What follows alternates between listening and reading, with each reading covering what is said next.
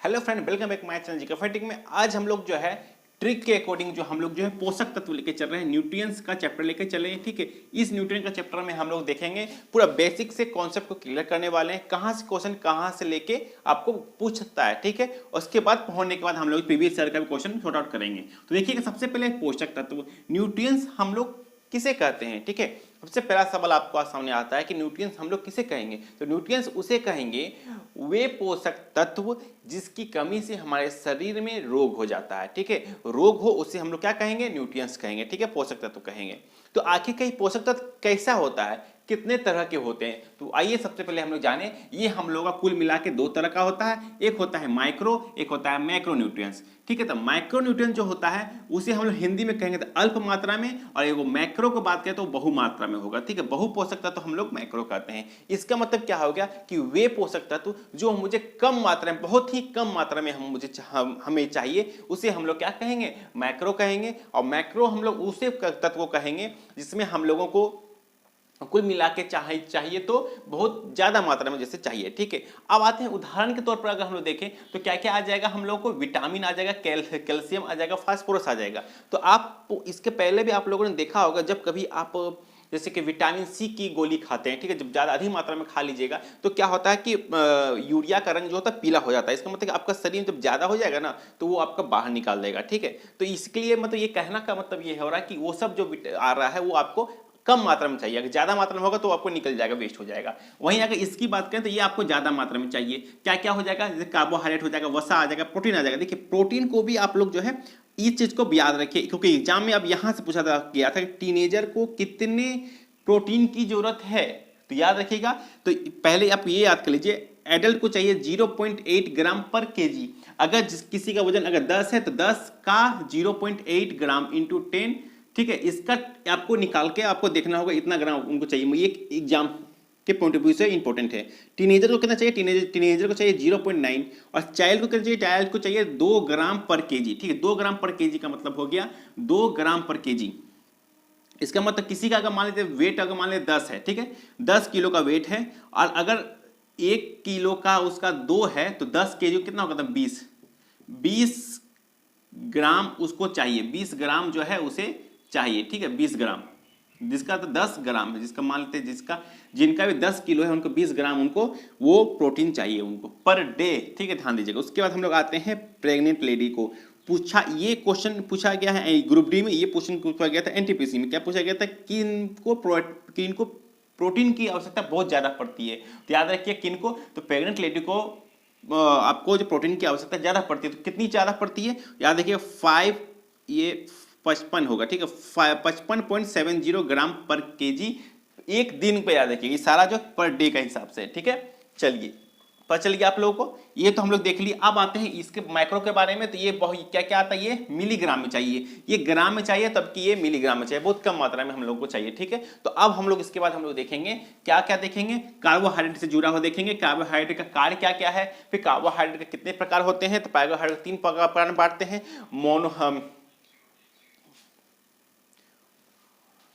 तो कार्बोहाइड्रेट के बारे में हम लोग देखेंगे, कार्बोहाइड्रेट का कितने प्रकार होते हैं, 3 प्रकार होते हैं, मोनोसेकेराइड, पॉलीसेकेराइड, ऑलियोसेकेराइड। तो मोनोसेकेराइड के क्या क्या, उसके कितने भाग होते हैं, पॉलीसेकेराइड के कितने कितने भाग होते हैं, ऑलियोसेकेराइड के कितने भाग होते हैं, सबका डिस्कशन भी हम लोग लेकर चलेंगे। तो अगर आपको इतना समझ में आ गया है तो चलिए हम लोग नेक्स्ट चलते हैं। ठीक है, तो ध्यान दीजिएगा, हम लोगों ने अब तक क्या पढ़ा, पोषक के बारे में पढ़ा। पोषक को हम लोग कितने भाग में बांटा, 2 भागों में बांटा। पहला आ जाएगा माइक्रो हो जाएगा, दूसरा आ जाएगा मैक्रो हो जाएगा। मैक्रो को हिंदी में कहते हैं अल्प, मैक्रो को कहते हैं बहुल पोषकीय। इसमें मैक्रो में आपको आगे कम मात्रा की आवश्यकता जरूरत पड़ेगी, वैसे तत्व जो मुझे कम मात्रा में जब चाहिए उसे हम लोग को कहेंगे मैक्रो, और ज्यादा मात्रा में चाहिए उसे हम लोग कहेंगे क्या, मैक्रो कहेंगे। ठीक है, अब इसमें आ जाएगा उदाहरण के तौर पर विटामिन, कैल्शियम, फास्फोरस आ जाएगा, जबकि यहाँ पे आ जाएगा कार्बोहाइड्रेट, वसा, प्रोटीन, ये सब आपको यहाँ दिखने को मिलेगा। तो हम लोग यही है। अब हम लोग कार्बोहाइड्रेट के टॉपिक को लेकर चलते हैं। ठीक है, जो कि एग्जाम से अब किस तरह क्वेश्चन पूछेगा वो देखेंगे। ठीक है, चलिए फ्रेंड, अब हम लोग लेके चलते हैं कार्बोहाइड्रेट के बारे में। ये हम लोग का ये जो हमारा जो पोषक तत्व है, कैसा पोषक तत्व है, ये हमारा जो है बहुलक पोषक तत्व हो जाएगा। ठीक है, जिसका मात्रा हम लोग को बहुत ज्यादा मात्रा में चाहिए। तो क्या क्या है, सबसे पहला कार्बोहाइड्रेट को लेकर चलेंगे,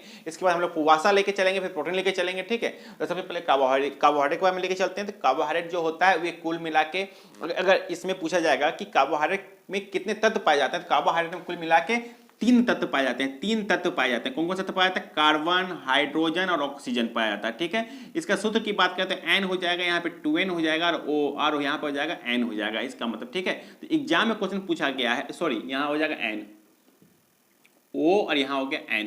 एग्जाम में पूछा गया कि हाइड्रोजन और ऑक्सीजन का, कार्बोहाइड्रेट में हाइड्रोजन और ऑक्सीजन का अनुपात कितना होता है? तो कार्बन डाइऑक्साइड, वो कार्बोहाइड्रेट में हाइड्रोजन और ऑक्सीजन का अनुपात कितना होगा? तो 2:1 का रेशियो में होता है। ये भी क्वेश्चन पूछा गया पहला। दूसरा क्वेश्चन क्या पूछा गया है इसी में? क्वेश्चन इसमें पूछा गया है कि आपका कार्बोहाइड्रेट में हाइड्रोजन ऑक्सीजन और कार्बन, हाइड्रोजन, ऑक्सीजन का अनुपात कितना होता है? तो क्या अनुपात हो जाएगा? 1:2:1 के रेशियो में इसका रहता है, ठीक है। तो ये तो हम लोगों ने जान लिया। अब हम लोग चलेंगे किसके बारे में? आपका कार्बोहाइड्रेट के प्रकार के बारे में लेके चलेंगे, कितने प्रकार होता है। तो सबसे पहले कार्बोहाइड्रेट के बारे में जान लेते हैं, इसके कार्य क्या क्या है, ठीक है। तो कार्बोहाइड्रेट का सबसे पहले कार्य देखते हैं, उसके बाद हम लोग जो इसके प्रकार लेके चलेंगे। तो कार्य क्या क्या है? सबसे पहले ये हमारे शरीर में ऊर्जा का काम कौन करता है? कार्बोहाइड्रेट करता है। कैसे करता है? क्योंकि जब भी हम कोई भी चीज खाते हैं तो उसमें कार्बोहाइड्रेट रहता है। तो वो कार्बोहाइड्रेट जो होता है वो ग्लूकोज के रूप में कन्वर्ट हो जाता है, ठीक है। और वो ग्लूकोज में कन्वर्ट हो जाता है, इसका मतलब कि जब ग्लूकोज पीते हैं तो हम लोग को ऊर्जा मिलती है, ठीक है। तो वही कहना है हम लोग मुझे कि सबसे पहला कार्बोहाइड्रेट, अगर इसकी अगर कार्य की बात करें ना, तो कार्य में सबसे पहले आ जाएगा क्या? ये शरीर में ऊर्जा का काम करता है। पहले क्या काम करेगा भाई? ये ऊर्जा का देगा पहला। दूसरा क्या देगा? कार्बोहाइड्रेट जो ग्लूकोज में कन्वर्ट हो जाता है, ठीक है, ये कन्वर्ट होता है। तीसरा क्या बोला जाएगा? ठीक है, तो कार्बोहाइड्रेट का जो तीसरा आपका आता है वो क्या हो? कार्बोहाइड्रेट की छोटी इकाई कौन क्या होगी? कार्बोहाइड्रेट की छोटी इकाई ग्लूकोज होगी, ठीक है। चलिए यहां तक भी क्वेश्चन आपको पूछा जाएगा। तो यहां तक आप लोगों को क्वेश्चन क्या पूछा जाएगा कि कार्बोहाइड्रेट शरीर में ऊर्जा कौन देता है? भाई शरीर में ऊर्जा कार्बोहाइड्रेट देता है। शरीर में ऊर्जा का जो ये होता है, शरीर में कार्बोहाइड्रेट की छोटी इकाई कौन सी होती है? तो शरीर में कार्बोहाइड्रेट की छोटी इकाई ग्लूकोज होता है। समझ में आ गया? इतना हो गया। अब हम लोग चलते हैं कार्बोहाइड्रेट के प्रकार के बारे में। तो कार्बोहाइड्रेट को तीन प्रकार में हम लोग बांटते हैं। पहला आ जाएगा क्या? मोनोसेकेराइड, ओलियोसेकेराइड, पोलियोसेकेराइड, ठीक है। ध्यान दीजिएगा, पहला हम लोगों ने क्या देखा? मोनोसेकेराइड, दूसरा ओलियोसेकेराइड, तीसरा पोलियोसेकेराइड, ठीक है। तो मोनोसेकेराइड जो होता है वो कैसा होता है? वे जो होता है इसका निर्माण कैसे होता है? तो मोनोसेकेराइड जो होता है उसका निर्माण कैसे होता है? इसका निर्माण जो होता है वो केवल एक शुगर से मिलकर बनता है। क्या मिलकर बनता है? एक शुगर मिलकर जो है इसका निर्माण होता है मोनोसेकेराइड, ठीक है। दूसरा हम लोग देखेंगे ओलियोसेकेराइड। ओलियोसेकेराइड में क्या होता है? ये 2 से 10 शुगर से मिलकर बना हुआ होता है। जबकि हम लोग देखेंगे पोलियोसेकेराइड में क्या इसका निर्माण जो होता है 11 से इन्फिनाइट तक का से मिलकर बना हुआ होता है। इसका मतलब कि सबसे पहले अगर देखें तो ये केवल एक ग्लूकोज से मिलकर बना हुआ होगा, जबकि इसमें देखेंगे तो ये 2 से 10 ग्लूकोज से मिलकर बना हुआ होता है। जबकि पोलियो में देखेंगे तो ये कितना होता है? ये 11 से इन्फिनाइट तक मिलकर बना हुआ होता है, ठीक है। ये तो समझ में आ गया हम लोगों को।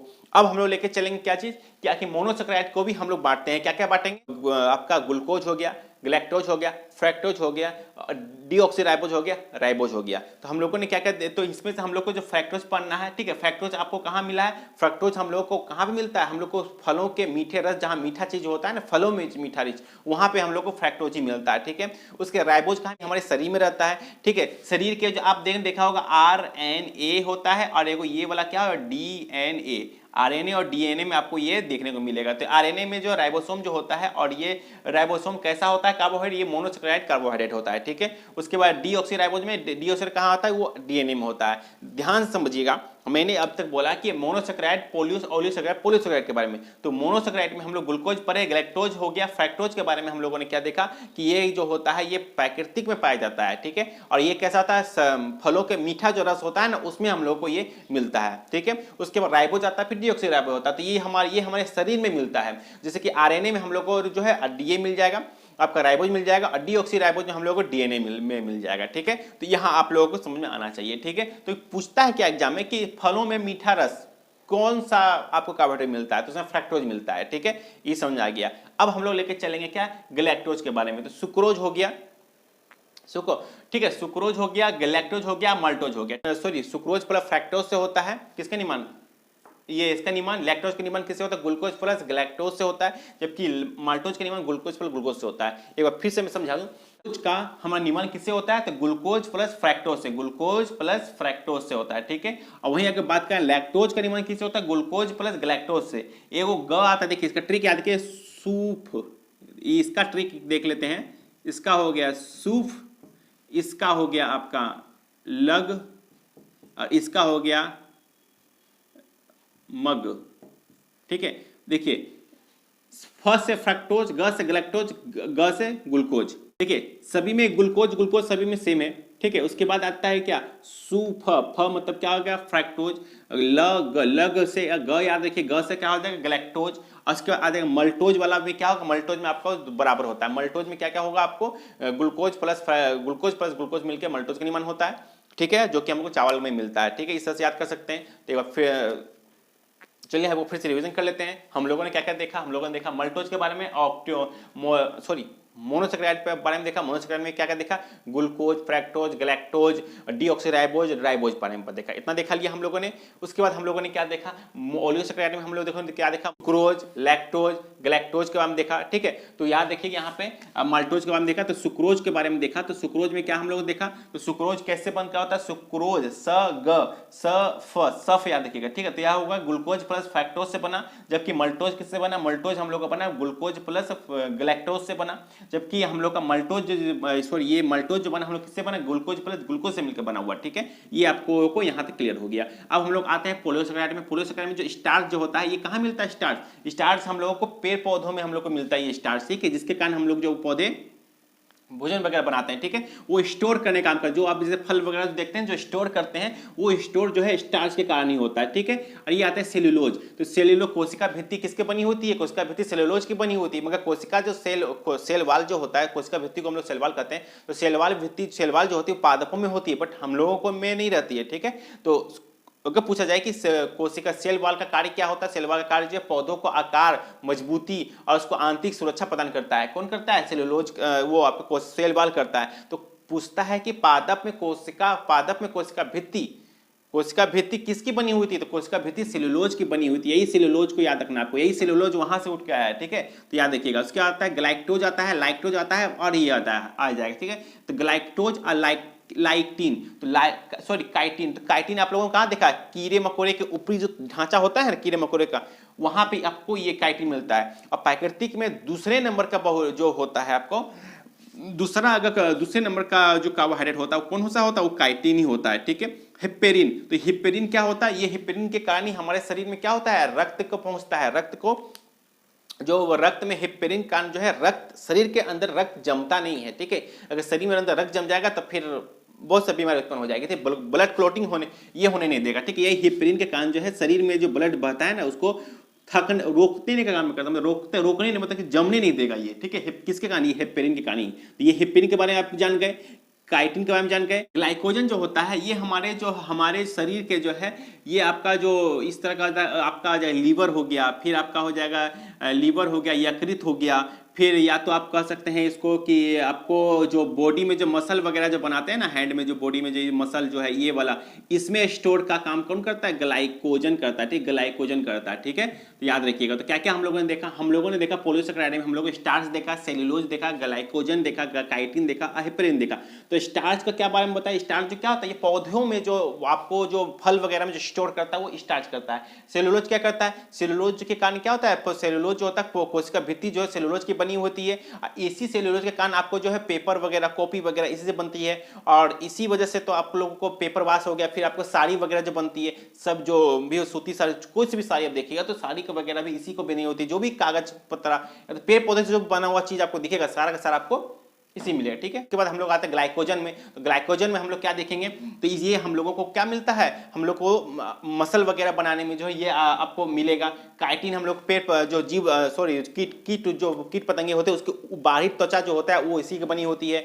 और प्राकृतिक में दूसरे नंबर पर पाए जाने वाला जो कार्बोहाइड्रेट है वो काइटिन ही आता है। उसके बाद हेपेरिन होता है। हिप्पेरिन के सभी को पता है जो ब्लड में अंदर जो है ये पहुंचने नहीं देता है, जमने नहीं देता है। तो पूछा जाता है कि एग्जाम में कि हिप्पेरिन जो है कैसा कार्बोहाइड्रेट है, तो कैसा है आपका पोलियोसेकेराइड आ जाएगा। ठीक है, तो हम लोगों ने मोनो देखा, पोलियो देखा, ओलियो देखा। ठीक है, तो मोनो में हम लोगों ने देखा ग्लूकोज, फ्रैक्टोज, गैलेक्टोज देखा, तीसरे और राइबोज देखा, डीऑक्सीराइबोज देखा। ठीक है, तो राइबोज हम लोग आरएनए में और डीऑक्सीराइबोज हम लोग डीएनए में देखा। ठीक है, ये तो जब जान गए। उसके बाद हम लोग आते हैं कि ओलियोसेकेराइड में। ओलियोसेकेराइड में हम लोग को क्या देखा, मल्टोज देखा, फिर स्टार्च देखा, फिर हम लोगों ने क्या देखा, सॉरी मल्टोज देखा, लैक्टोज देखा, सुक्रोज देखा, ठीक है। सुक्रोज किससे बना, तो सुक्रोज हम लोग का किससे मिलकर बना हुआ, तो ग्लूकोज प्लस गैलेक्टोज से मिलकर बना, और ग्लूकोज प्लस फ्रैक्टोज से बनकर बना, जबकि मल्टोज हम लोग किससे बना, ग्लूकोज प्लस ग्लूकोज से मिलकर बना, और जबकि हम लोग का लैक्टोज जो बना वो ग्लूकोज प्लस गैलेक्टोज से मिलकर बना, ठीक है। ध्यान दीजिएगा, ठीक है। सब याद रखिए, ये याद रखिए, इसका ट्रिक है। सब याद रखिए, लग याद रखिए। ग्लूकोज ग्लूकोज सभी में मिलकर बना हुआ है, मगर यहाँ लग ग से गैलेक्टोज और फ से फ्रैक्टोज याद रखिए, ठीक है। इस तरह से याद कर लिए। उसके बाद हम लोग आते हैं क्या, पॉलीसेकेराइड में स्टार्च देखा, फिर सेलुलोज देखा, ग्लैक्टोज देखा, काइटिन देखा और हेपेरिन देखा, ठीक है। तो आपको यहाँ पे क्लियर हो गया। तो चलिए फ्रेंड, अब हम लोग जो है वसा का या फैट को लेके चलते हैं कि फैट का कितनी प्रकार है, फैट का क्या क्या हम लोग का शरीर में काम आता है, ठीक है। सबसे पहले हम लोग देखेंगे फैट जो होता है, फैट को हम लोग जो है, फैट को किस नाम से हम लोग जानते हैं, तो फैट को हम लोग क्या के नाम से जानते हैं, लिपोप्रोटीन के नाम से जाना जाते हैं, ठीक है। तो कभी कभी एग्जाम में आपको फैट नहीं दे के आपको लिपोप्रोटीन देता है, ठीक है। तो लिपोप्रोटीन आपको याद रखना होगा, ठीक है। लिपोप्रोटीन जो होता है ये हमारे शरीर में जो होता है वो संचित उत्तक का काम करता है। ये कैसा काम करता है, ये जो वसा जो होता है वो उत्तक संचित होता है, मतलब कि हमारे शरीर में जो है कैसा वो काम करता है, ये संचित ऊर्जा का काम करता है, ठीक है। उसके बाद हम लोग देखेंगे इसका फैट का काम क्या है, ये हमारे शरीर का क्या तापमान को नियंत्रण भी करता है, कौन, फैट ही करता है, ठीक है। तापमान को नियंत्रण काम कौन करता है, फैट करता है। देखिएगा जैसे कि जनरली आपको जो मोटा बॉडी होगा, इसका पतला बॉडी होगा, तो मोटा बॉडी को जो गर्मी में ज्यादा गर्मी लगता है, जबकि ठंडा में जो है ज्यादा कम ठंडा लगता है उन लोगों को, जबकि पतला शरीर को जो है गर्मी में भी गर्मी लगे, ठंडा में ठंडा लगेगा।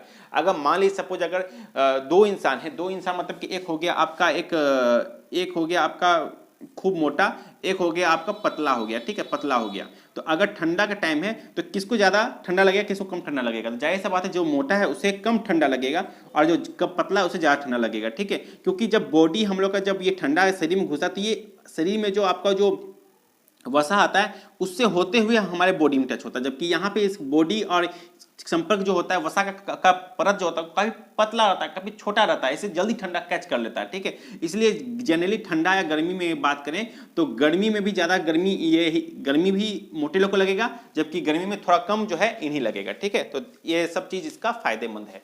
दूसरा आगे विटामिनों में घुलता है, क्या फैटी अम्ल कहाँ रहता है, विटामिनों में घुलनशील होता है। और ये फैट का छोटी इकाई कौन सी होती है, छोटी इकाई वसी अम्ल होता है। पूछा जाता है एग्जाम में कि लिपोप्रोटीन का छोटी इकाई कौन सी होती है, लिपोप्रोटीन के सब छोटी इकाई क्या होता है, वसी अम्ल। याद रखिएगा क्या नाम होगा, वसी अम्ल होगा। तो यहां से एक क्वेश्चन बनता है कि वसा की सबसे छोटी इकाई कौन सी होती है, वसी अम्ल होती है। इसका काम क्या होता है, इसका काम विटामिनों में घुलनशील होती है। उसके बाद हम लोग ताप को नियंत्रण का काम भी वसा ही अम्ल करता है। और क्या करता है, इसका जो है यह जो संचित जो है उत्तक का काम भी यही करता है, ठीक है, संचित उत्तक का काम। अब आते हैं क्या वसा के प्रकार। तो वसा के कितने प्रकार होते हैं, वसा के दो प्रकार होते हैं। एक पहला आ जाएगा संतृप्त वसा, एक होगा असंतृप्त वसा। इससे संतृप्त में आएंगे हम लोग, इसमें जो होता है वसा नहीं पचता है, जबकि इसमें वसा पच जाता है, ठीक है, पहला। अब जब ये इसमें वसा नहीं पचेगा, जैसे कि सपोज आपका ये बॉडी है, इसकी बात कर रहे हैं, ये बॉडी है, ठीक है, ये आपका बॉडी है, और एक आपका संतृप्त में आपका यहाँ पे एक बॉडी है, ठीक है। इसमें आप जो भी खा रहे हैं तो ये आपका क्या हो रहा है, पच नहीं रहा है, आपका यहाँ बैठ जा रहा है, ठीक है, यहाँ बैठ जा रहा है, जबकि ये वाला आपका में बैठ नहीं रहा, बहुत पच जा रहा है, तो आराम से निकल जा रहा है, आराम से निकल जा रहा है, ठीक है। ये अब हमको बताइए, तो अब इससे जब ब्लड क्लॉटिंग करेगा, जब ब्लड इसमें बहना जब शुरू करेगा इसमें से, तो क्या ये इसमें आसानी से बहेगा कि इसमें आसानी से बहेगा, तो जाहिर सी बात है कि असंतृप्त वाला में आसानी से बहेगा और संतृप्त वाले में कम आसानी से बहेगा, क्योंकि यहाँ आने को ये टकराया, यहाँ आने पर ये टकरा रहा है, यहाँ टकरा रहा है, तो ये सही से ग्रो नहीं कर पा रहा है। इसके कारण इसमें एक डिजीज हो जाती है, इसको कहते हैं कोलेस्ट्रॉल कहते हैं, ठीक है। कोलेस्ट्रॉल अगर जैसे किसी को बोलते से डॉक्टर के पास जाते हैं तो डॉक्टर बोलता है कोलेस्ट्रॉल टेस्ट करवाइए। इसका वो ब्लड टेस्ट करता था कि क्या आपका शरीर में कोलेस्ट्रॉल बढ़ गया, तो आपको ये बीमारी उत्पन्न किससे होती है, जैसे चिकनाहट खाने से हो गया, सिंघारा जलेबी चॉप, जो बाहरी जो फास्ट फूड जो ज्यादा खाते हैं उन लोगों को ये डिजीज ज्यादा होती है, क्योंकि इसमें ज्यादा मात्रा में आपको जो है ऑयल मिल जाता है, ठीक है, जितना आपको जरूरत भी नहीं पड़ता है, उससे कई गुना आप लोग खा लीजिएगा तो वो अपना कहीं तो स्टोर करेगा, तो आपका जो है बॉडी में स्टोर कर लेता है, इस तरह आपको स्टोर कर लेता है, ताकि आपको ब्लड जाने में दिक्कत हो जाती है। जब दिक्कत होने लगेगा तो जाहिर सी बात है आपको घुटनों में, जॉइंट में, बहुत जगह आपको पेन होने लगेगा।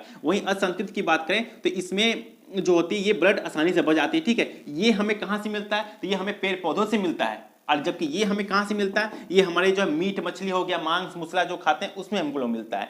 मगर इसमें भी अगर बात करें असंतृप्त में भी एक अपवाद है, कौन सा अपवाद हो जाएगा, आपको जो नारियल का तेल ठीक है, सॉरी संतृप्त में आ जाएंगे तो इसमें भी एक अपवाद है नारियल का तेल, जबकि इस संतृप्त जो संतृप्त वाला हम लोग को कहां से मिलता है, जानवरों हो गया, जीव जंतु से जो हम लोग खाते हैं उससे मिलता है। मगर यहाँ पे नारियल का तेल एक अपवाद, याद रखिएगा नारियल का तेल अगर पूछ जाए एग्जाम में तो हम लोगों को ये एक अपवाद आता है, ठीक है, नारियल का तेल में जो आपको मिलता है वो हम लोगों को संतृप्त मिलता है, ठीक है। और जबकि यहाँ अगर बात करें तो यहाँ पर आप लोगों को मछली में पाए जाने वाला जो मछली जो खाते हैं उसमें भी एक अपवाद होता है, ठीक है, ये असंतृप्त में आता है, याद रखिएगा, ठीक है, ये चीज ध्यान रखिएगा। एक तो ये असंतृप्त में पेड़ पौधों से मिलता है हम लोग को, जबकि संतृप्त में हम लोगों को क्या जीव जंतु जो हम लोग खाते हैं उससे मिलता है। मगर मछली तो इसमें होना चाहिए, बट मछली हम लोगों को मछली इसमें नहीं देखिए, मछली इसमें दिया गया, इसका ऐसा मतलब मछली वाला जो होगा यहाँ एक अपवाद आ गया, जबकि यहाँ पेड़ पौधों से मिलता है, जबकि यहाँ पे नारियल का तेल यहाँ आ गया आ रहा है, इसका मतलब कि नारियल का तेल यहाँ पे अपवाद आ रहा है। तो ये चीज को आपको ध्यान देना है, ठीक है। उसके बाद आता है कमरे का तापमान ना, ये 25 डिग्री, जैसे कमरे का तापमान 25 डिग्री सेंटीग्रेड होता है, कमरे का ताप अगर बात करें कमरे का ताप कितना होना चाहिए 25 डिग्री होना चाहिए, ठीक है, 25 डिग्री सेंटीग्रेड होना चाहिए। तो ये कमरे के ताप पर ये द्रव्य अवस्था में रहता है, ये द्रव्य अवस्था में रहता है, जबकि ये कैसा अवस्था में, ये ठोस की अवस्था में रहता है, ये ठोस की अवस्था में रहता है, ठीक है, ध्यान दीजिएगा इसको, ठीक है, हो गया। तो ये चीज आप लोगों को इस संतृप्त असंतृप्त में जानने की जरूरत होती है, ठीक है। अब इसमें भी जैसे कोलेस्ट्रॉल जो होता है ना, जैसे कि सपोज जैसे कि हम लोग देखें आपका कोलेस्ट्रॉल के बारे में, तो कोलेस्ट्रॉल की भी हम लोग दो भाग में बांटते हैं, ठीक है, एक होता है गुड कोलेस्ट्रॉल, एक होता है बैड कोलेस्ट्रॉल। तो गुड कोलेस्ट्रॉल में जैसे कि गुड कोलेस्ट्रॉल हम लोग को कहां से मिलता है, तो गुड कोलेस्ट्रॉल हम लोग को घी वगैरह से मिलता है, जबकि बैड कोलेस्ट्रॉल हम लोग कहां से मिलता है, जो फास्ट फूड जो हम लोग खाते हैं ऑयल वगैरह से ज्यादा जो मात्रा में खाते हैं उसमें हम लोगों को क्या मिलता है, हम लोग को बैड कोलेस्ट्रॉल मिलता है, ठीक है, यहां पे हो जाएगा बैड कोलेस्ट्रॉल, यहां पे हो जाएगा हम लोग गुड कोलेस्ट्रॉल मिलता है, ठीक है। गुड कोलेस्ट्रॉल हम लोग घी वगैरह से मिलता है। तो हम वही बताइए, यही एक बात भाई यहीं पे कि इस तरह का अगर हम लोग का है, ठीक है, इस तरह से हम लोग का है, ये भी चिपकता है, ये भी चिपकता है, बस अंतर है कि ये कुछ ज्यादा चिपक जाता है, ये ज्यादा चिपकने के कारण आप लोग कोलेस्ट्रॉल ज्यादा बढ़ा जाता है, तो कोलेस्ट्रॉल का भाग बता रहे हैं, ठीक है। और ये संतृप्त वसा असंतृप्त बारे में हम लोग बताएं डिटेल किए, ठीक है। तो हम लोग कार्बोहाइड्रेट के बारे में पढ़ लिए, वसा के बारे में पढ़ लिए, अब हम लोग जो चलते हैं प्रोटीन के बारे में, ठीक है। चलिए फ्रेंड, अब हम लोग जो है प्रोटीन को लेके चलते हैं, ठीक है। प्रोटीन में क्या लेके चलेंगे, सबसे पहले हम लोग लेके जाएंगे प्रोटीन में अमोनियो एसिड, प्रोटीन की छोटी इकाई होती है, ठीक है। तो सबसे पहले हम लोग जानेंगे प्रोटीन को हम लोग और क्या नाम से जाने जाते हैं, तो प्रोटीन को हम लोग जो है पॉलीपेप्टाइड के नाम से जानते हैं। प्रोटीन को हम लोग किस नाम से जानते हैं, पॉलीपेप्टाइड के नाम से भी जाने जाते हैं। अब हम लोग आते हैं कि अमोनियो एसिड प्रोटीन की सबसे छोटी इकाई होती है। एग्जाम में क्या क्वेश्चन पूछा गया कि प्रोटीन की सबसे छोटी इकाई कौन सी होती है, तो अमोनियो एसिड जो होती है प्रोटीन की सबसे छोटी इकाई होती है, पहला। दूसरी अगर बात करें तो इसका कार्य क्या है, ये इसका कार्य होता है शरीर को वृद्धि, विकास और मांसपेशियों में, जो मांसपेशी जो होता है ना, मांसपेशियों को जो है में ये मदद करना, ठीक है, मांसपेशियों बनाने में काफी मदद करता है, ठीक है। उसके बाद हम लोग आ जाएंगे कि क्रिएटिन प्रोटीन, एक क्रिएटिन प्रोटीन भी पाया जाता है। ये क्रिएटिन प्रोटीन जो होती है ये प्रोटीन से ही मिलकर बनी हुई होती है, ठीक है। क्रिएटिन प्रोटीन जो होती है ये कहां पे मिलता है आपको, ये मृत कोशिकाओं में आपको देखने को मिलेगा। अब हम लोग को शरीर में मृत कोशिका कौन सी होती है, जैसे नाखून हो गया, हेयर हो गया, ठीक है, दाढ़ी हो गया, तो ये सब जगह वो होती है। और जंतुओं में कहाँ होगी, जैसे सिंग हो गया, उसका नाखून हो गया, तो ये सब जगह में होती है, जिसको काटने पर भी आपको दर्द नहीं होता है, ठीक है। तो वहां पे हम लोग क्या कहेंगे, उसे हम लोग क्रिएटिन प्रोटीन का बना होता है। पूछा जाता है कि बैल क्या सिंह किस प्रोटीन का बना हुआ होता है, तो क्रिएटिन प्रोटीन का बना हुआ होता है, ठीक है, पहला। दूसरा अगर बात करें, ठीक है, इनमें क्या होता है, एंजाइम, एंटीबॉडी, हार्मोन प्रोटीन से बना होता है। पूछा जा सकता है कि निम्नलिखित में से कौन जो है प्रोटीन से बना हुआ होता है, ठीक है। तो इसमें से कोई एक ऑप्शन जो रहेगा उसमें दे दिया जाएगा, तो पूछा जाएगा निम्नलिखित में से कौन प्रोटीन से बना हुआ नहीं है, तो क्या लिखेगा आप लोग, एंजाइम रहेगा, एंटीबॉडी रहेगा और हार्मोन रहेगा, ये सभी प्रोटीन से मिलकर बना हुआ होता है, ठीक है। चलिए यहां तक हम लोग समझ लिए। अब हम लोग चलते हैं, क्रिएटिन प्रोटीन हो गया, अब आते हैं ऑप्सिन। ऑप्सिन प्रोटीन है, किसके बारे में करेंगे, ऑप्सिन प्रोटीन के बारे में, ठीक है। ये ऑप्सिन प्रोटीन हम लोगों को कहां मिलता है, ये ऑप्सिन प्रोटीन हम लोगों को आंखों में आपको देखने को मिलेगा, ठीक है। तो ये क्या क्या है इसको देख लेते हैं। ऑप्सिन प्रोटीन जो होता है आंखों की कोशिकाओं को नियंत्रण करता है। आंख में कोशिका, जब हम लोग आंख का चैप्टर, जब फिजिक्स का चैप्टर करेंगे तो उसमें आंख का चैप्टर लेके चलेंगे, उस आंख के चैप्टर में हम लोग पता चल जाए आपको कौन सी कोशिका हमारी आंख में पाई जाती है, ठीक है।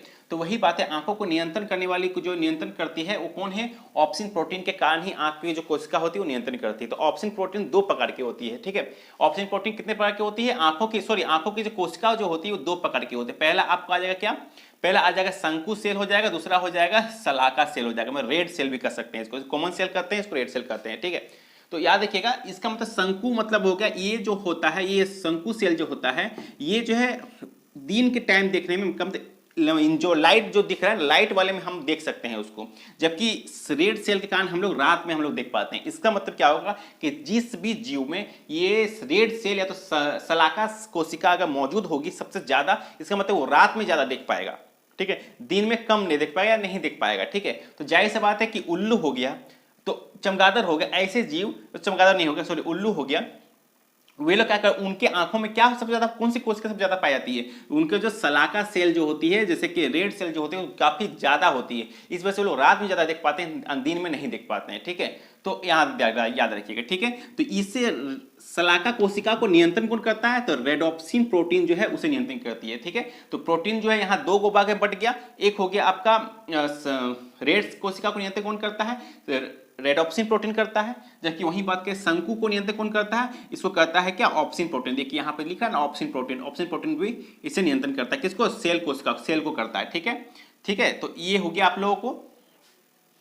चलिए अब हम लोग चलते हैं, तो चलिए अब हम लोग चलेंगे प्रोटीन के बारे में, ठीक है। इसके पहले हम लोगों ने क्या पढ़ा था, कार्बोहाइड्रेट पढ़ लिया, वसा पढ़ लिया, उसके कितने टाइप होते हैं, क्या क्या उसका उससे डिजिट होती है, वो पता चल गया। अब हम लोग प्रोटीन के बारे में चलेंगे। प्रोटीन के बारे में हम लोग तीन प्रोटीन लेके चलेंगे। सबसे पहला हम लोग रखेंगे केराटिन प्रोटीन। ये आप लोगों को कहाँ मिलेगा, ये केराटिन प्रोटीन की आवश्यकता, हम ये केराटिन प्रोटीन जो होती है मृत कोशिका को बनाने में काफी मदद करती है। तो मृत कोशिका की जरूरत क्यों पड़ती है, क्योंकि हमारे जो है शरीर में जो है, जैसे नाखून हो गया मृत कोशिका है, बाल हो गया, दाढ़ी हो गया, तो इस सब में आपको मृत कोशिका मिलेगी। जानवरों में आप लोग दिख जाएगा, जिसको छूने से काटने से उनको कोई फर्क नहीं पड़ता है, जैसे कि आपको सिंग हो गया, आपका जानवरों का सिंग हो गया, नाखून हो गया, उनका जो पैर का जो होता है वो सब में आपको वो मिलता है। केराटिन प्रोटीन के बारे में जानना होगा। ऑप्सिन के बारे में पता चलेगा। ऑप्सिन प्रोटीन जो होता है आंखों की जो कोशिका होती है उसे नियंत्रण का काम कौन करता है, यही ऑप्सिन प्रोटीन करता है, ठीक है। तो समझ आ गया आपको। उसके आते हैं हीमोग्लोबिन प्रोटीन। हीमोग्लोबिन हमको सभी को पता है, ठीक है। तो हम लोग जो है इसका टॉपिक को लेकर चलेंगे। उसके बाद हम लोग जानेंगे कि प्रोटीन की कमी से कौन सा रोग होता है। तो प्रोटीन की कमी से कौन सा रोग होता है, तो याद है कुपोषण, बच्चों में जो कुपोषण जो देखते हैं ना, पतला पेट बाहर निकल जाता है, ठीक है, पूरा सिकुड़ा ऐसा लगता है, कुपोषण। उसके बाद हम लोग आएंगे यहाँ पे क्या चीज़, ये आ जाएगा कवासी कोर आएंगे। ये शरीर पतला हो जाएगा, पेट बाहर हो जाएगा, कवासी कोर रोग होता है जो कि प्रोटीन कमी से होता है। तो एग्जाम में ये भी पूछा जा सकता है, निम्नलिखित में से प्रोटीन की कमी से कौन सा रोग होता है, तो कवासिक हो गया, ये कुपोषण हो गया। और एक और आता है कैपिसिया आता है, ये हड्डियों में भंगुरता आता है। हड्डी बहुत इतना पतला होता है, जैसे कि ये इस तरह का हड्डी हो जाएगा, इस तरह का हड्डी इतना पतला हो जाएगा, हड्डी के भंगुरता में टूट जाएगा, ठीक है। ऐसे बॉडी भी पतला हो जाता है, ठीक है। तो ये आ गया आपका प्रोटीन की कमी। अब हम लोग चलेंगे केराटिन के बारे में, ऑप्सिन के बारे में, हीमोग्लोबिन के बारे में, ठीक है। चलिए फ्रेंड, अब हम लोगों ने क्या क्या पढ़ लिया प्रोटीन के बारे में। हम लोग केराटिन प्रोटीन पढ़ लिया, ऑप्सिन प्रोटीन पढ़ लिया। अब हम लोग हीमोग्लोबिन के बारे में जानते हैं। तो जाहिर सी बात है हीमोग्लोबिन हम लोग के शरीर में कहाँ होती है, हम लोग का ब्लड में रहती है। तो हम लोग का ब्लड क्या होता है, अम्ल होता है या क्षार होता है, हम लोग का ब्लड कैसा होता है, हम लोग का ब्लड जो होता है वो होता है, हम लोग का क्षार होता है 7.4, इसका पीएच मान होता है 7.4 पीएच मान होता है, ठीक है, ये ब्लड से जुड़ा हुआ है। अब आते हैं हीमोग्लोबिन। तो हीमोग्लोबिन का जो होता है उसका लाल रंग जो होता है वो प्रोटीन के कारण ही होती है, ठीक है। सॉरी, कौन से प्रोटीन, हीमोग्लोबिन के कारण होती है। ब्लड का लाल रंग हीमोग्लोबिन के कारण होता है, इस क्वेश्चन नॉर्मल सी है। उसके आरबीसी का निर्माण जो होता है वो हीमोग्लोबिन के कारण ही होता है। इनमें आयरन भी पाया जाता है और ब्लड से ये हीमोग्लोबिन कहाँ मिलता है, ब्लड में मिलता है। तो इससे ये सब थोड़ा मोड़ा छोटा छोटा टॉपिक होता है जो कि आपको एग्जाम में सारे इंपॉर्टेंट है आप लोगों के हिसाब से। देखिए ब्लड में मिलने वाला प्रोटीन कौन सा होता है, हीमोग्लोबिन हो गया। ब्लड में लाल रंग किसके कारण होता है, हीमोग्लोबिन प्रोटीन कारण होता है। उसके बाद इनमें जो है शरीर में क्या कौन सा तत्व पाया जाता है, शरीर में आयरन तत्व पाया जाता है, आयरन हो गया। फिर आरबीसी का निर्माण किस में होता है, आरबीसी का निर्माण जो है हीमोग्लोबिन का नहीं होता है, ब्लड में होता है, ठीक है। ब्लड का पीएच मान कितना होता है, 7.4 होता है। तो ये सब नॉर्मली क्वेश्चन है जो कि इससे आपको एग्जाम पूछा गया था, तो इसको पुट करना बनता था, तो हम लोगों ने डाल दिया, ठीक है। चलिए अब हम लोग नेक्स्ट चलते हैं। तो चलिए फ्रेंड, अब हम लोग क्या लेके चलेंगे, विटामिन लेके चलेंगे। अब विटामिन से क्वेश्चन एग्जाम में, हर एग्जाम में बहुत बार पूछा जा चुका है। विटामिन की सी की कमी से क्या होता है, विटामिन डी की कमी से क्या होता है, विटामिन का एक रासायनिक नाम क्या है। तो इस तरह का आपको जो है एग्जाम में बहुत बार पूछा जा चुका है। तो चलिए हम लोग जो सबसे शुरू करते हैं। विटामिन को किसने किया था, फंक ने किया था, ठीक है। कब किया था, 1911 में किया था। विटामिन की खोज किसने किया था, फंक ने किया था और 1911 में किया था सबसे पहले। दूसरा पहला हो गया। दूसरा बात बोला जाएगा तो कुल मिला के हम लोग जो है विटामिन लेके चले, रासायनिक नाम लेके चले, उसके कमी से होने वाले रोग लेके चले, विटामिन रासायनिक और रोग लेके चले, ठीक है। चलिए आप उसके बारे में हम लोग ट्रिक कैसे लेके चले, ये भी ट्रिक रहेगा फ्रेंड, बहुत ही फनी ट्रिक के साथ रहने वाला, ठीक है। तो ध्यान दीजिएगा। सबसे पहले ए क्या कौन कौन से विटामिन है, देखिए ए का देखिए, ठीक है, जो एग्जाम में बहुत बार पूछा गया है उसी को हम लोग जो विटामिन को लेके चले हैं, किसकी कमी से क्या रोग होता है सभी को हम इसमें कवर किए हैं, ठीक है। तो चलिए, अच्छा लगे तो लाइक और शेयर सब्सक्राइब जरूर कीजिए, ठीक है। चलिए हम लोग मिलते हैं। चलिए अब ए के बारे में देखें। ए का रासायनिक नाम क्या है? रेटिनॉल है, ठीक है। इसकी कमी से कौन सा रोग होता है, पहले हम लोग ये रासायनिक नाम लेके चलते हैं, फिर उसके कमी का होने वाले रोग को हम लोग लेके चलेंगे, ठीक है। तो ध्यान दीजिएगा, सबसे पहले हम ए का रासायनिक नाम क्या हो जाएगा? रेटिनॉल। बी का क्या हो जाएगा? थाइमीन। B2 का क्या हो जाएगा? राइबोफेलिवियम। B3 का हो जाएगा नियासिन। 5 का हो जाएगा पेंटोनियस। पहले इसको तो समझिए। पहले इसके लिए सबसे पहले आप एक चीज याद रखिए कि मान लीजिए एक छोटा सा बच्चा है, ठीक है, एक छोटा सा बच्चा है, उसके सॉरी दिखना नहीं ना, देखिए इस ट्रिक को याद करने के लिए एक चीज याद रखिए, एक गार्जियन है, ठीक है, उसका एक बच्चा ये वाला है, ठीक है। अब ये बच्चा स्कूल, अब ये हो गया है आपका 6 साल का। अब क्या करेंगे, गार्जियन इसके हाथों में हाथ थाम लेंगे, थाम कर इसको जो है स्कूल की ओर रवाना करेंगे। जब ये स्कूल की ओर रवाना करेगा तो जाहिर सी बात, पिताजी तो हर चीज देख रहे हैं, ठीक है, पिताजी तो हर चीज देख रहे हैं, मगर ये बच्चा तो नहीं हर चीज देख रहा है, तो इसको एक हर चीज नया नया दिखेगा, ठीक है। अब वो जा कैसे रहा? पैदल, ताकि बच्चों को ये पता चल जाए कि रास्ता कौन सा है, ठीक है, इसलिए पैदल जा रहा है, ठीक है। उसके बाद जब वो 1 2 3 में पहुंचा, 5 में पहुंचा, तो वो अब अपने से पैंट पहनने लगा, ठीक है। जब वो 7 में गया तो वो बायोलॉजी का क्लास, बायोलॉजी उसका टॉपिक आ गया तो बायोलॉजी पढ़ने लगा। तो इसको ध्यान में रखते हुए हम लोग कैसे बनाएं, थोड़ा सा टाइम लगेगा मगर समझ में आ जाएगा आपको। देखिए सबसे पहले ए का रेटिनॉल, ये बहुत ही बार पूछा गया है और इसका याद करना क्या, रेटिनॉल रट लो, ए को रटिए लो पूरा, बहुत बार एग्जाम पूछा गया था, ए से रट लो। बी का देखिए तो बी का थाइमिन, देखिए दो बच्चा गार्जियन का थाम लो, अब हाथ थाम लो भाई, अब तुम्हारा क्लास शुरू होने वाला, सफर शुरू होने वाला है जीवन का। तो थाम लिया, कौन गार्जियन थाम लिया बच्चे का हाथ, तो हो गया बी थाइमिन। B2 राइबोफेलिविन क्या हो जाएगा? B2। अब इसको थाम लिया हाथ, तो गार्जियन पूछा क्यों, राइस खा लिया, तो बोला हाँ खा लिए, राइस से हो जाएगा राइबोफेलिविन हो गया। B3 का हो जाएगा नियासिन। अब जब राइस खा लिया, अब गार्जियन पूछा राइस खा लिया, बोला हाँ, तो चलो अब जब चलने से लगा तो उसको नया नया चीज दिखने लगा, नया सीन दिखने लगा, तो हो गया B3 में नया सीन। B5 अब पूछा जाएगा कि नया B3 में नया सीन कैसे देखेंगे, पूछ सकते हैं। तो याद रखिए कि B3 जब क्लास 3 में था तो नया सीन देखा, 5 में गया तो पेंट, जब वो क्लास 5 में गया तो पेंट पहनना सीख गया यार, पहले पिताजी इसका माँ पहनाते थे पेंट, अब 5 में वो खुद पेंट पहनने लगा, तो B5 में पेंटो हो गया, पेंटोथेनिज हो गया। अब B6 जब वो क्लास कक्षा 6 में चल गया तो अब क्या, वो पिताजी को छोड़ के अब वो अकेले ट्रेवलिंग करने लगा, क्योंकि अब वो हर चीज से अवगत हो गया, तो वह पायरिडॉक्सिन, मतलब कि अब पैरी मतलब होता है, पैरी मतलब खुद से पैर से चलने लगा कि हमको किसी की जरूरत नहीं है। अब कक्षा 7 में जब आ गया तो बायोटीन, मतलब बायोलॉजी क्लास पढ़ने लगा तो बायोटीन हो गया। फिर जब B12 में आया तो साइनोकोबाल्ट आ जाएगा। इसमें पूछा गया कि किस विटामिन में हम लोगों को कोबाल्ट मिलता है, तो याद रखिएगा ये जो B12 है, जब B12 में हम लोग कोबाल्ट मिलता है, ठीक है, याद रखिएगा इसको। तो इतना तो आपको समझ में आ गया। तो B12 तक हम लोग कैसे याद किए, सबसे पहले आपका सबसे पहला अगर बात किया जाए, सबसे पहले हम लोग क्या देखे, विटामिन ए। सबसे पहले विटामिन का विस्तार किसने किया था, फंक ने किया था, कब किया था, 1911 में, क्लियर। दूसरा हम लोग क्या देखे कि विटामिन ए का रासायनिक नाम क्या था, रेटिनॉल। क्यों या कैसे ट्रिक लगा, रेटिनॉल रट लो इसको, रेटिनॉल को हो गया। उसके बाद हम लोगों ने क्या देखा, बी देखा, बी का मतलब थाइमिन, जैसे गार्जियन हो गया, गार्जियन बच्चे का हाथ थाम लिए, ठीक है। B2 देखा राइबोफियम, मतलब कि राइस, मतलब राइस खा लिया, गार्जियन पूछा बच्चे से क्यों राइस खा लिया, तो बोला हाँ राइस खा लिए, और जब राइस खा लिए तो चलो, तो B3 में क्या हो जाएगा, नया सीन। अब इसको ये जब चलना शुरू किया जाहिर सी बात इसको नया नया सीन दिखने को मिला, तो B3 में नया सीन दिख गया।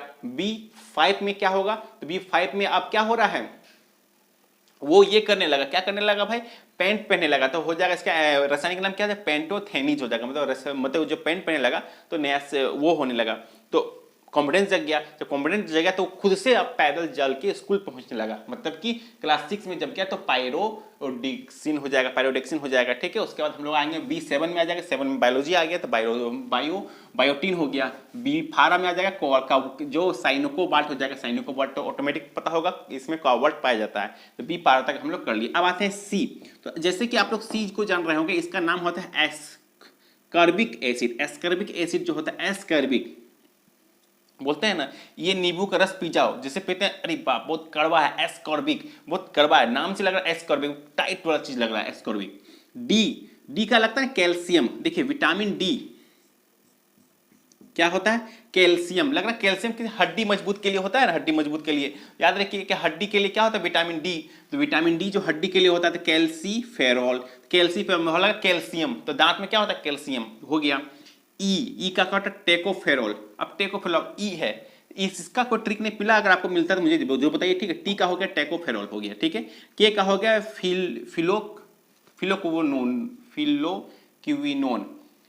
के का हो गया फिलोक्विनोन हो गया। के का क्या हो जाएगा, फिलोक्विनोन हो गया, ठीक है। तो हम लोगों ने अब तक जो है विटामिन से जुड़ा हुआ जो है रासायनिक नाम कर लिया। इसमें ज्यादा से ज्यादा क्वेश्चन क्या पूछा जाता है आपको कि B7 का रासायनिक नाम पूछ देता है, B3 का रासायनिक नाम पूछा गया है, बी का रासायनिक नाम पूछा गया है, ए का रासायनिक नाम बहुत बार पूछा गया है। तो इस सबको देख लीजिए। और ये B12 का रासायनिक नाम बहुत बार पूछा गया है, किसमें किस विटामिन में कोबाल्ट पाया जाता है, बहुत पूछा गया।